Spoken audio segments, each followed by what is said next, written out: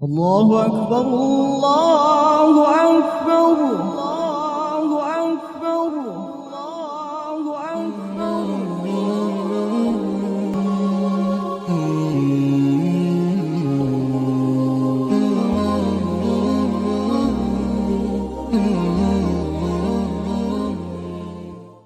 السلام علیکم ورحمۃ اللہ وبرکاتہ۔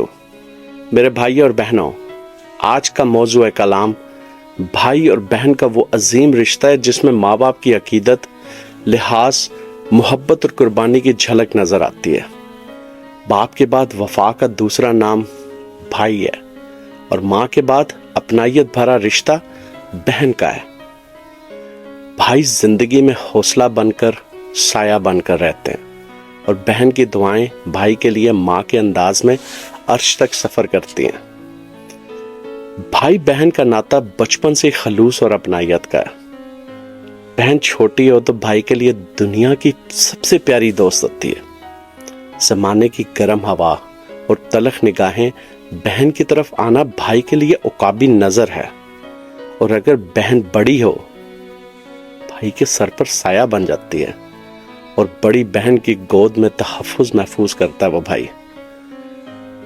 بڑی بہن ماں کے لیے سہارا بنتی ہے، بھائی کو پالنے لگتی ہے، ذرا سی آہٹ پر بھائی کو سینے سے لگا لیتی ہے، بھائی کی آنکھ میں آنسو تک نہیں دیکھ پاتی۔ دیس پردیس کے فاصلے بہنوں کی محبت کو اور بڑھا دیتے ہیں۔ جب رات ڈھلتی ہے، بادل گرجتے ہیں، جب بارش اور طوفان آتے ہیں، تو ایک بہن کا خیال فوراً اپنے بھائی کی طرف جاتا ہے کہ اللہ میرے بھائی جہاں بھی ہوں تیرے حفظ و امان میں ہوں۔ اور اگر کبھی پردیس سے بھائی کی صحت کی خرابی کی اطلاع ملے تو سجدہ ریز ہو کر آنسوؤں بھری فریاد رب کے سامنے پیش کر دیتی ہے۔ اگر بھائی بڑے ہوں تو یہ رشتہ اور بھی انمول ہو جاتا ہے۔ جس بھی زاویے سے دیکھا جائے اپنائیت میں کمی کا آثار نہیں ملتا۔ بھائی بہن کے لیے تحفظ ہوتے ہیں، ان کا مان ہوتے ہیں۔ بچپن میں لڑتے ہیں، روٹھتے ہیں، مان بھی جاتے ہیں۔ لڑک پن کا سفر بھی ایک دوسرے کو روٹھنے منانے میں گزر جاتا ہے، اور ایک نیا دور، جوانی کا دور آتا ہے جب سارا کچھ بدل جاتا ہے۔ بڑا بھائی بڑے ارمانوں کے ساتھ باپ بن کر بہن کو رخصت کرتا ہے، لیکن دل خراش اور قرب ناکلمیاں یہ ہے کہ بعض اوقات شادیوں کے بعد بیوی اور اولاد کے معاملات میں بھائی بہن کے درمیان ایسی تلخیاں پیدا ہو جاتی ہیں کہ ان کا رشتہ دوریوں کا شکار ہو جاتا ہے، جو دانستہ اور غیر دانستہ اللہ کی ناراضگی کا سبب بن جاتا ہے۔